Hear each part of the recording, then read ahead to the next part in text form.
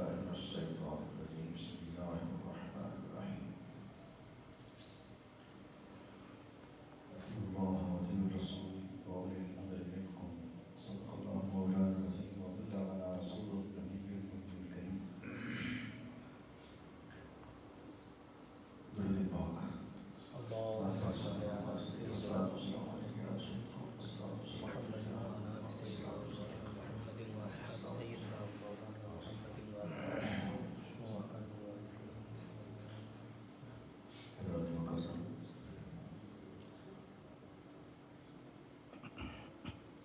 آج پوری دنیا میں بس صرف ایک ہی موضوع پر بار بار گفتگو ہو رہی ہے،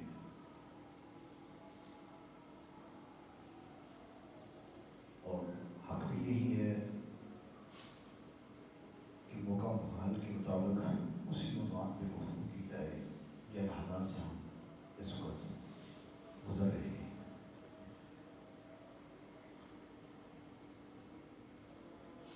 لیکن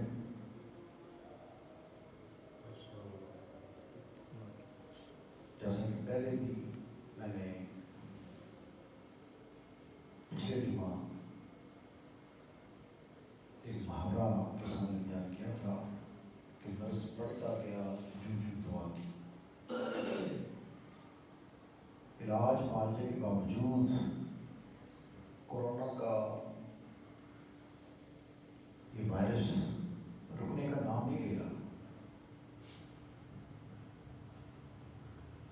یا تو دوا غلط ہے جس کے نتیجے میں وہ دوا اثر نہیں کر رہی، اور وہ دوا کیا تھی؟ ایک ہی دعا ہے پوری دنیا میں، ایک دوسرے سے دور دور رہو۔ وہ دعا کر کے دیکھ بھی لی، ہجوموں کو ہٹا کے دیکھ بھی لیا، لیکن میں نہیں سمجھتا کہ اس کے نتیجے میں یہ بے لگام وائرس رکا۔ پاکستان میں تو ہم سمجھتے ہیں کہ غریب لوگ ہیں، مزدور لوگ ہیں، محنت مزدوری کرنے والے لوگ موجود ہیں، اس کی پابندی نہیں بھی کر سکتے۔ جیسے کبھی بھی بازار میں ہم دیکھ رہے ہیں آتے ہوئے بھی، آپ بھی دیکھ رہے ہوں گے کہ دیہاڑی دار لوگ، غریب لوگ اپنے کاموں میں مصروف ہیں، تو یہاں تو ہم نے مان لیا، لیکن دوسرے ملکوں میں تو بڑا ڈسپلن ہے۔ امریکہ، برطانیہ، فرانس، اٹلی، ان میں تو بڑی پابندیاں کی جا رہی ہیں اور بڑی سختی سے یہ سوشل ڈسٹینس قانون پر کہ ایک دوسرے سے دور دور رہو، اس پر عمل کروایا جا رہا ہے اور لوگ وہ عمل کرتے بھی ہیں۔ لیکن اس کے باوجود ان ممالک میں ہمارے ملک سے بھی زیادہ اموات بڑھتی جا رہی۔ معلوم ہوتا ہے کہ یہ صرف سوشل ڈسٹینس اس کی دوا ہے۔ اگر یہ اس کی دوا کامیاب ہوتی تو جن ممالک میں اس پر زیادہ سختی کے ساتھ پابندی کروائی جا رہی ہے، ان میں شرح مواد یا متاثرین کی تعداد کچھ کم ہونی چاہیے، لیکن ہر روز تیزی کے ساتھ اس میں اضافہ ہو رہا ہے۔ احتیاطی تدابیر جیسا کہ میں نے بار بار ہر جمعے میں بیان کیا، بالکل مسلم ہے، ہم حکومت کے ساتھ مکمل تعاون بھی کرتے ہیں، تدابیر پر یقین بھی رکھتے ہیں۔ ہمیں قرآن اور سنت نے بھی تدابیر اختیار کرنے کا حکم دیا ہے۔ ہمیں تو اللہ کا قرآن ہی بتا رہا ہے کہ تم اطیعوا اللہ و اطیعوا الرسول و اولی الامر منکم، اللہ کی اطاعت کرو، اللہ کے رسول کی اطاعت کرو، اور جو لوگ تم پر حاکم ہیں ان کی بھی اطاعت کرو۔ ہم اس کو جانتے ہیں کہ ریاست کا حکم ماننا یہ بھی فرض ہے، ہم مانتے بھی ہیں، مانتے بھی رہیں گے، لیکن اس کے ساتھ ساتھ ہمیں مزید غور و فکر کی ضرورت ہے۔ کیا صرف یہی اس کا حل ہے؟ اگر صرف یہی اس کا حل ہے تو پھر جیسا کہ میں نے عرض کیا، پھر ان ممالک کے اندر کیوں نہیں اس شرح کم ہو رہی؟ جن ممالک میں پابندی، اس پر سختی سے پابندی کروائی جا رہی ہے، معلوم ہوتا ہے کہ مولا کریم اپنے بندوں کی توجہ اپنی طرف دلانا چاہ رہا ہے۔ تم لاکھ تدابیر اختیار کر لو، لیکن جو کام بھی ہوتا تو میرے عزت سے ہی ہے۔ جب تک میرا عزت نہ ہو تو میرے عزت کے بغیر تو ایک پتا بھی نہیں ہلتا۔ تو پھر اس کا تقاضا یہ ہے کہ ہم اللہ اور اس کے رسول کے احکام کی طرف توجہ دیں۔ مجھے ایک بڑا ایمان افروز واقعہ یاد آ رہا ہے، اس طرف میں توجہ دلانا چاہوں گا۔ حضرت سیدہ کائنات سیدہ عائشہ صدیقہ رضی اللہ تعالیٰ عنہا کا وقت تھا، نبی کریم علیہ السلام کا وصال ہو چکا تھا۔ تو آپ کے وصال کے بعد کافی عرصہ گزر گیا۔ اب اتفاقاً مدینہ شریف میں قحط پڑ گیا، وہ بھی ایک وبا کی شکل تھی۔ بارشیں رک گئیں، لوگ دعائیں کر کر کے بھی تھک گئے۔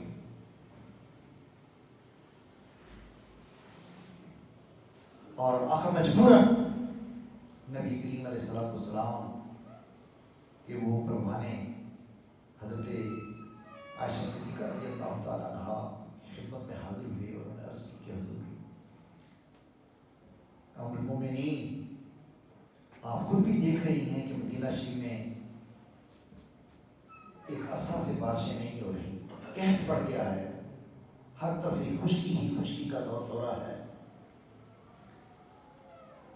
تو آپ بھی دعا فرمائیں۔ دعائیں آپ بھی یقین کرتی ہوں گی، پورا مدینہ شریف دعائیں مانگ رہا ہے، لیکن دعائیں مانگنے کے باوجود بھی بارش نہیں ہو رہی۔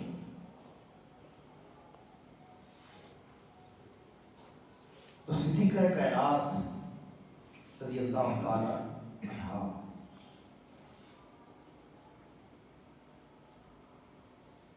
نے ارشاد فرمایا، اب مسئلہ دعاؤں سے آگے نکل چکا ہے، اب مسئلہ دعاؤں کا نہیں، نہ اب یہاں دوا کام دے گی نہ دعا۔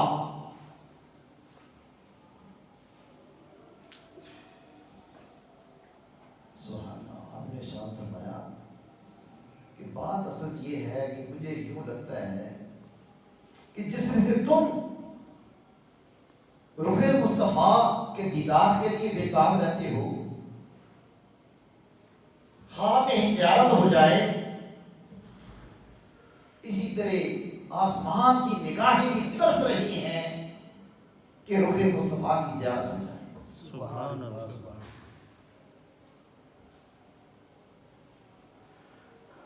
مجھے یہی لگتا ہے اب بادل بھی اس لیے ہم سے روٹھ گئے، وہ پانی جہاں تھا وہی رک گیا ہے، آسمان سے ہی بارش آنی تھی، اور آسمان بھی اب بےتاب ہے کہ جب تک میں چہرے مصطفیٰ دیکھ نہ لوں اس وقت تک میں اپنی آنسو زمین پر نہیں برساؤں گا۔ آپ ایسے کریں کہ حضور رحمت عالم صلی اللہ علیہ وسلم کی قبر انور میں سے وہ جگہ جہاں رخ مصطفیٰ ہے، چہرہ مصطفیٰ ہے، اس جگہ میں چھوٹا سا سوار کر دے اوپر کی طرف،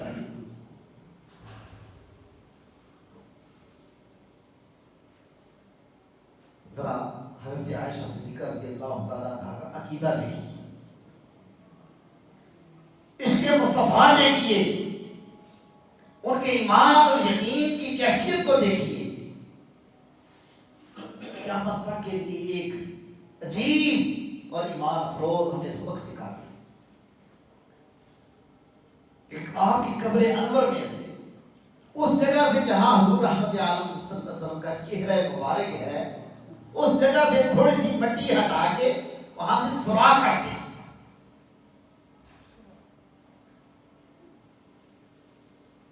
جو ہی سوراخ کیا،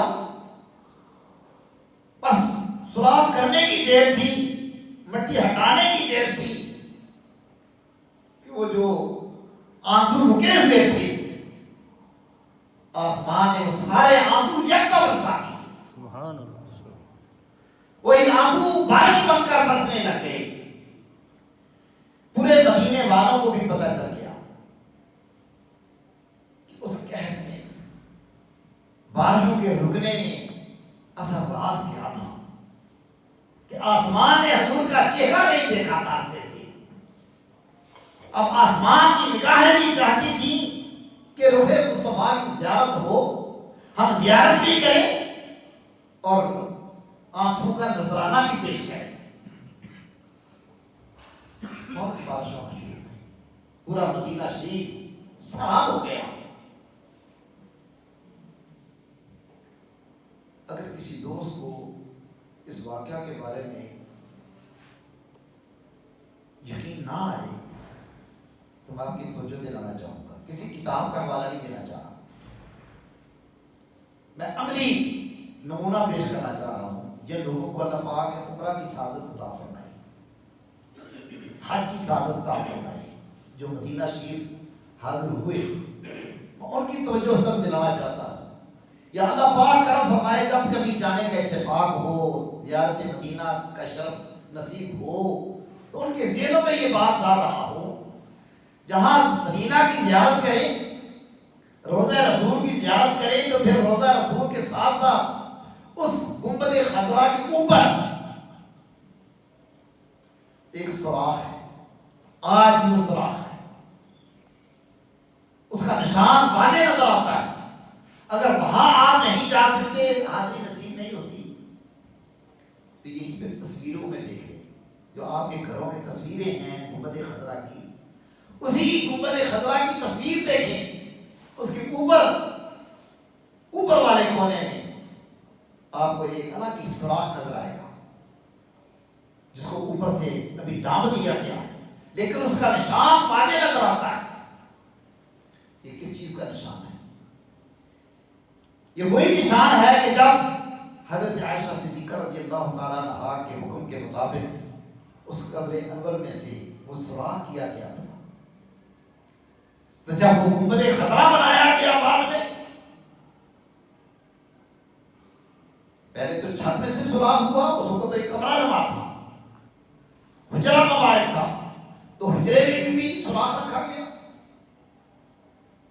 اور جب گنبد خضرا بنایا گیا، اور یہ گنبد، اس کے نیچے ایک سفید گنبد بھی ہے، اس کے اوپر یہ ہرے رنگ کا گنبد ہے، پھر ان کے اندر بھی اسی کے مطابق جہاں وہ سوراخ تھا اسی کے سامنے یہ مستقل قیامت تک کے لیے ایک نشان رکھ دیا گیا، تاکہ قیامت تک کے لیے لوگوں کے اندر یہ اعلان ہوتا رہے کہ سیدہ عائشہ صدیقہ رضی اللہ تعالیٰ عنہا کا حضور کے ساتھ عشق کیا تھا، آپ کا عقیدہ اور یقین کیا تھا، اس کا اعلان ہوتا رہے، اس کو بند نہیں کیا گیا، اس کو مستقل بنیادوں پر اس کے اوپر گنبد خضرا کے اندر بھی سوراخ کر دیے گئے، تاکہ یہ قیامت تک کے لیے اعلان ہوتا رہے۔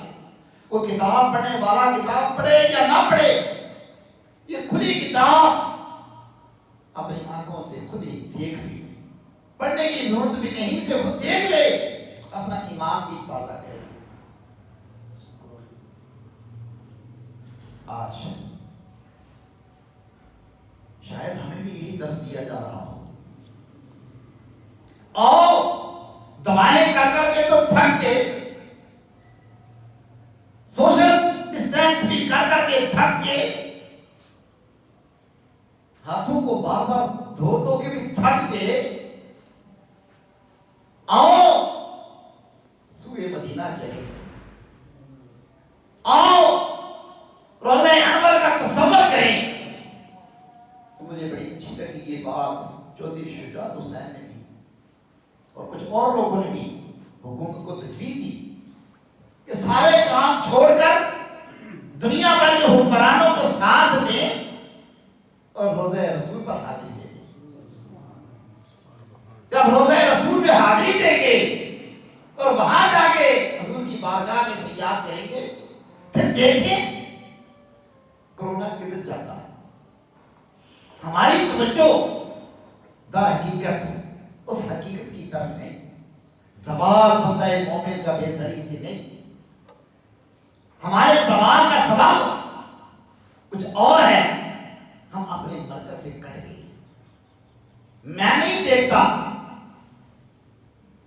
اتنا کچھ شور ہونے کے باوجود اس طرف توجہ دلائی جا رہی ہو کہ میرے اپنا وجدان ہے، میرے دل کی کیفیت ہے، کوئی فتویٰ نہ مجھ پر لگا دے۔ ہمیں ضرورت یہی ہے۔ مجھے وہ آیہ مبارکہ بھی یاد آ رہی ہے، اس آیہ مبارکہ کو بھی میں آپ تک پہنچانا ضروری سمجھتا ہوں، اور شاید آپ کی وسعت سے پورے ملک میں یہ میری آواز پہنچ جائے۔ مولا کریم ارشاد فرمایا ولو انہم اذ ظلموا انفسہم جاؤوک فاستغفروا اللہ واستغفر لهم الرسول لوجدوا اللہ توابا رحیما۔ اللہ پاک ارشاد فرمایا ولو انہم اذ ظلموا، اللہ پاک ایک قانون ہمیں بتا رہا ہے، ایک قانون بتا رہا ہے، میں قرآن کے حوالے سے بات کر رہا ہوں، کوئی قصہ کہانی نہیں سنا رہا، اس واقعہ کی تائید کی خاطر میں قرآن کی آیت بتا رہا ہوں۔ اللہ پاک صاحب بتا وہ انہم اذ ظلموا، محبوب ان لوگوں کے اندر اعلان فرما دے، اے لوگوں اگر تم اپنی جانوں پر ظلم کر بیٹھے، یعنی گناہوں کی دلدل میں پھنس جاؤ، اور اس میں شک تو نہیں، ہمارے ملک کے اندر اب گناہوں کا عروج ہے، جدھر بھی دیکھتے ہیں گناہ ہی گناہ کی کانٹے نظر آتے ہیں، اور کوئی گناہ ہو نہ ہو۔ ہمارے ملک کا نظام سودی ہے، یہ اللہ پاک کے ساتھ یہ جنگ کے مترادف نہیں، ہم سود سے چھٹکارا نہیں حاصل کر رہے، نہ اسمبلی سے آواز اٹھتی ہے، نہ علماء اس طرح توجہ دلاتے ہیں کہ سود کی لعنت کو ختم کرو۔ اللہ پاک کا فرمان ہے کہ جو لوگ سود لیتے ہیں دیتے ہیں، اس کا کاروبار کرتے ہیں، ان کے خلاف میرا اعلان جنگ ہے۔ پھر کرونا نہیں آئے گا تو کیا ہوگا؟ کیا یہ گناہ چھوٹا ہے؟ ہمارے مظلوم کشمیری بھائیوں کی آہیں آسمان تک جا رہی ہیں، پوری دنیا میں کوئی ملک اس پہ آواز نہیں اٹھانا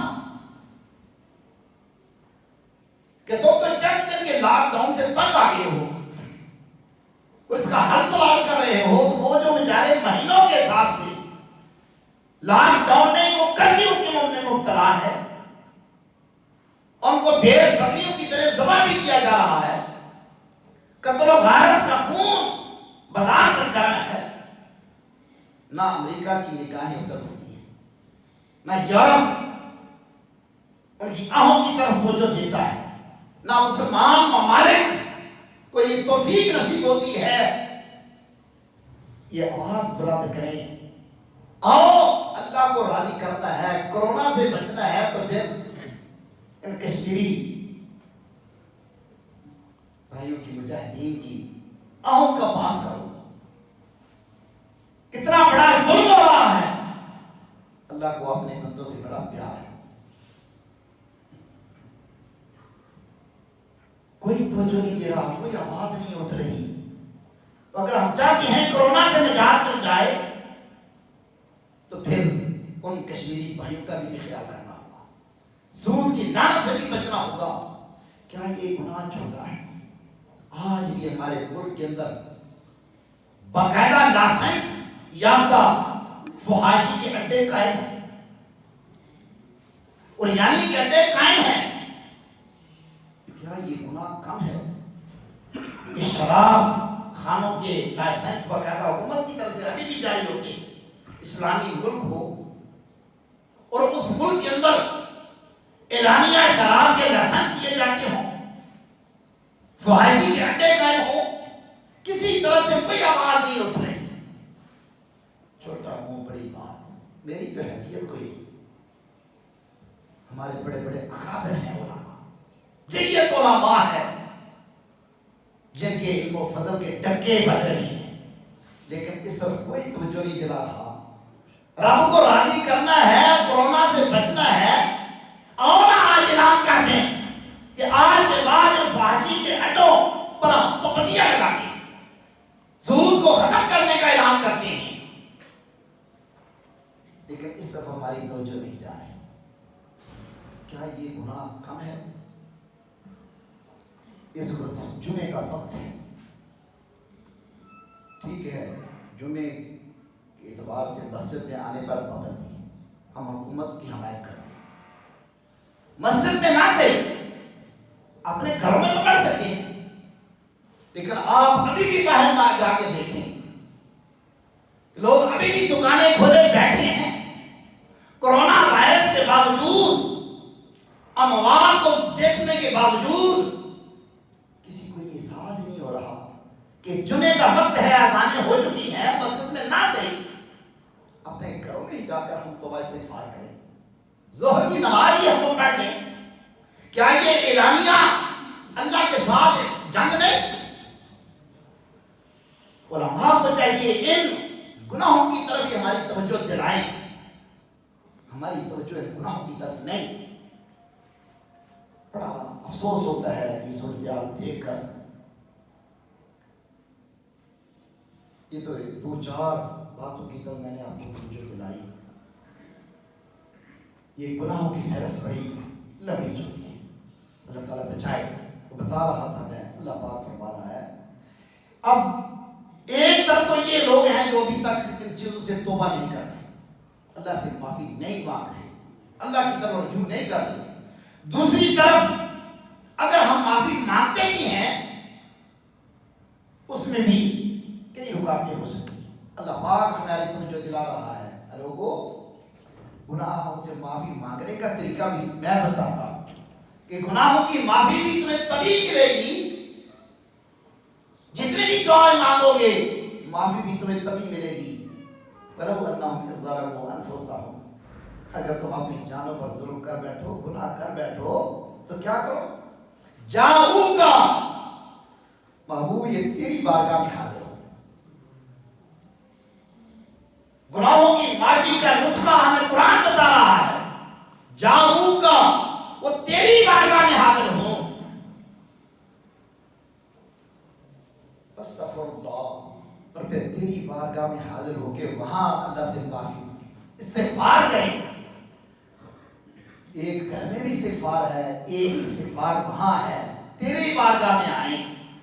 یہ بارگاہ رسالت مآب صلی اللہ علیہ وسلم کی عظمت ہے. تیری بارگاہ میں آئیں, وہاں تیرے دروازے پر بیٹھ کر اللہ سے معافی مانگیں.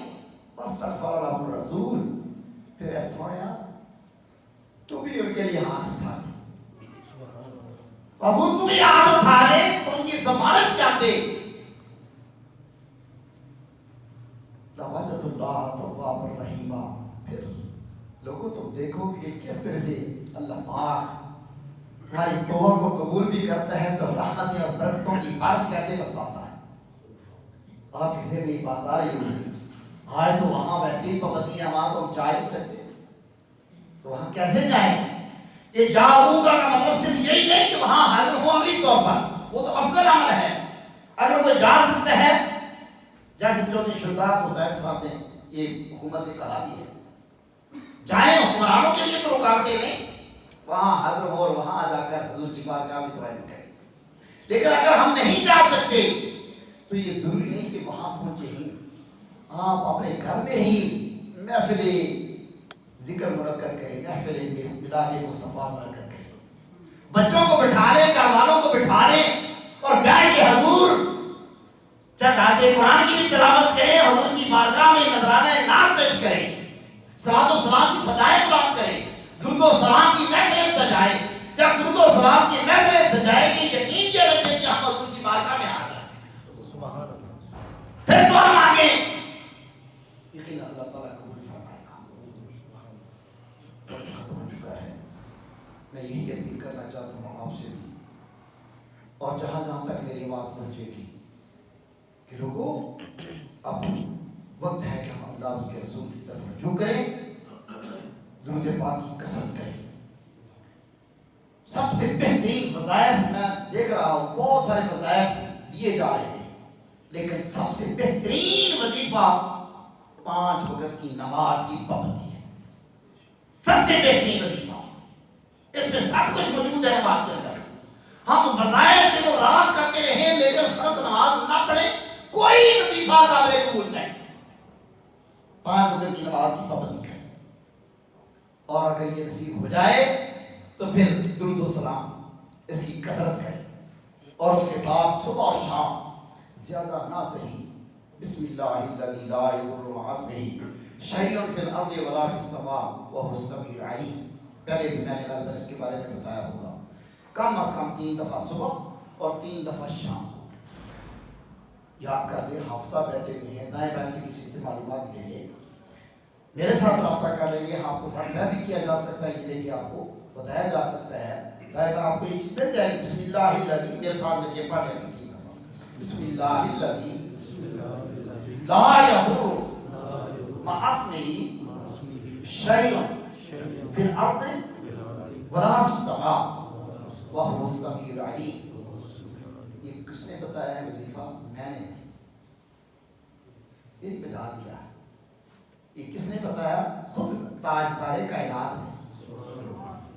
آپ نے ارشاد فرمایا جو 3 دفعہ صبح اس کے پڑھ لے گا تو رات کے سونے تک کوئی چیز اسے نقصان نہیں پہنچا سکتی. اگر کھانا بھی کھاتے ہوئے آپ یہ کھانے سے پہلے پڑھ لیں گے تو کھانے کے اندر کوئی چیز ملی بھی ہوگی وہ بھی آپ کو نقصان نہیں پہنچائے گی. اور شام کو آپ سوتے وقت پڑھ لیں گے تو پوری رات آپ محفوظ رہیں گے. تو یہ دعا، یہ وظیفہ نبی کریم علیہ السلام نے ہمیں سکھایا ہے. نماز کی پابندی کریں، گناہوں سے توبہ کریں. ہم ابھی تک ہم نے توبہ نہیں کی. میں نے جیسا کہا کہ ابھی بھی ہمارے بازار کھلے، جمعے کی طرف تو جو نہیں. میں اشارہ کر دوں کہ نبی کریم علیہ السلام کا یہ فرمان آپ نے کئی دفعہ سنا ہوگا. آپ نے ارشاد فرمایا جب اذان ہو جائے جمعے کی اور لوگ نماز پڑھنے کے لیے نہ نکلے کاروبار چھوڑ کر، آپ نے ارشاد فرمایا کہ میرا دل چاہتا ہے کہ میرے صحابہ میں تمہیں ادھر ہی بٹھاؤں اور خود ہی لکڑی کو گٹھا لے کر ان کے گھروں میں جاؤں. جو اذان سن کر نماز کے لیے نہیں نکلتے یا تیار نہیں ہوتے، میں ان کے گھروں کو جا کر آگ لگا. کیا یہ چھوٹا سا گناہ ہے؟ کتنا بڑا امتحان آنے کے باوجود ہماری قوم کی عوام کی توجہ اس طرف نہ ہو. یہ بغاوت ہے، سرکشی ہے. اللہ تعالیٰ میں عقل سلیم عطا فرمائے، صحیح سمجھ بوجھ عطا فرمائے، سچی توبہ اور استغفار کی توفیق عطا فرمائے. آخر میں پھر ایک دفعہ یہ بھی گزارش کروں گا، ہم حکومت کے ساتھ ہر طرح سے مکمل طور پر جو کہ اس کو ماننا بھی شروع میں آئے کہ یہ میں نے پڑھی تھی اولے الامر کی کہ حکمرانوں کی بات ماننا، ریاست کا حکم ماننا یہ بھی ضروری ہے. ہم اس کی اطاعت بھی کہتے ہیں، آپ کو بھی بتاتے ہیں. پورا سوشل ڈسٹینس رکھیں، جو احتیاطی تدابیر بتائی گئی ہیں اس پر عمل بھی پوری طرح سے کریں. لیکن اس کے ساتھ ساتھ آپ اللہ کی طرف رجوع کرنے کے ساتھ ساتھ درود و سلام کی محفلیں بھی اپنے گھروں کے اندر سجائیں، اور جو وظیفہ میں نے بتایا اس کی پابندی بھی کریں. اللہ پاک آپ کو محفوظ رکھے گا. وما علینا الا